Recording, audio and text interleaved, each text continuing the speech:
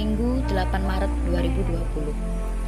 Tepatnya hari ini, perempuan di seluruh dunia kembali merefleksikan perjuangan dan perlawanan perempuan terhadap ketertindasan.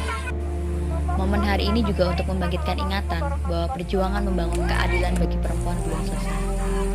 Permasalahan penindasan masih terus berlanjut.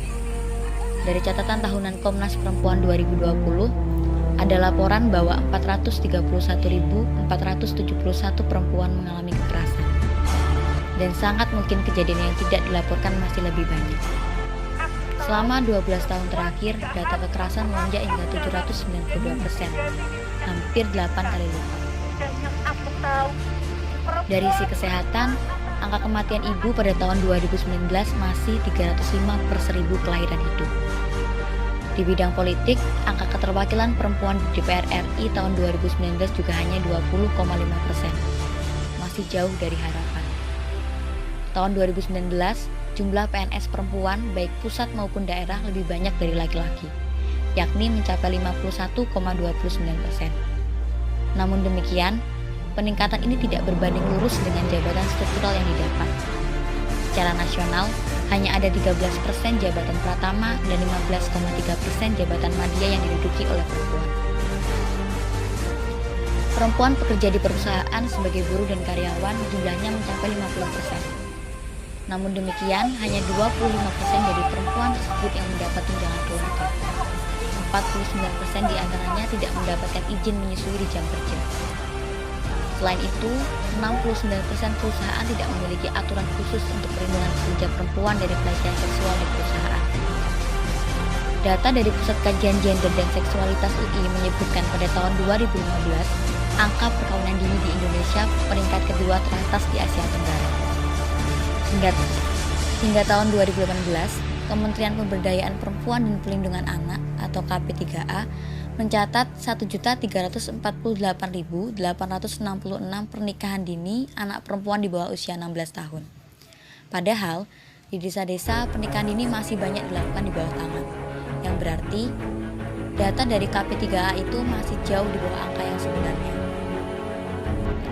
Data-data di atas menjadi bukti bahwa perempuan masih mengalami marginalisasi ekonomi, subordinasi, diskriminasi, harus menanggung beban ganda, dan bahkan mengalami kematian karena berbagai bentuk kekerasan yang mengancam hidup.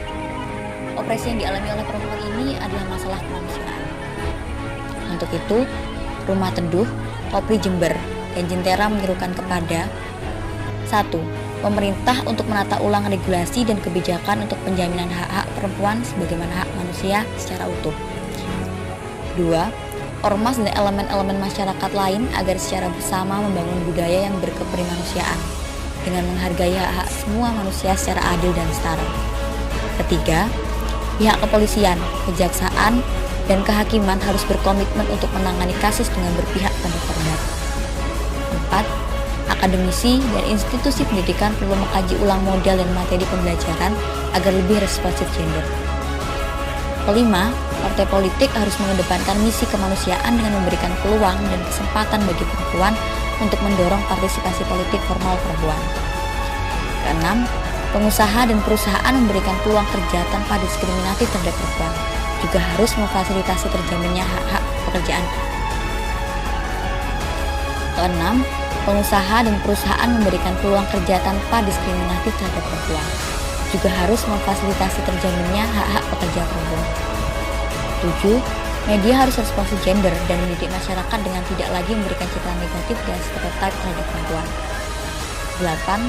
Tokoh-tokoh agama dan tokoh-tokoh masyarakat harus mengambil peran dalam membangun kesadaran untuk menjamin hak-hak perempuan dalam keluarga, komunitas, dan sebagai warga negara. 9. NGO dan lembaga-lembaga perempuan harus terus memperjuangkan pembebasan opresi terhadap perempuan dengan berjit. 9. NGO dan lembaga-lembaga perempuan harus terus memperjuangkan pembebasan opresi terhadap perempuan dengan terus berjejaring secara lebih masif. Dan yang ke-10, kepada semua individu untuk mengambil peran untuk menghargai, memuliakan, memperlakukan orang lain dengan mengedepankan nilai kemanusiaan yang adil, setara, dan beradab. Jember, 8 Maret 2020.